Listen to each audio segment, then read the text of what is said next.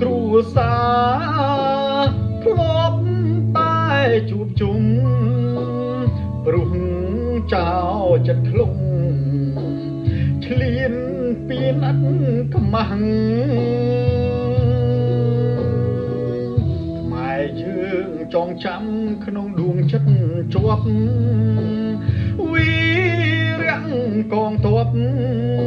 ពលីស្ម័គ្រស្មោះមិនស្ដាយសង្ខារអើយតែជាតិរស់យកជ័យសង្គ្រោះព្រោះ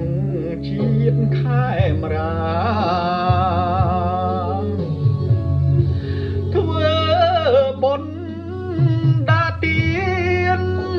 ឧទ្ទិសកុសលសូមដឹងគុណដល់រយៈភាពហានក្លាខ្មែរយើងរួបរួមមហាអង្គចាសត្រូវរអាមិនជំនះយើងទេ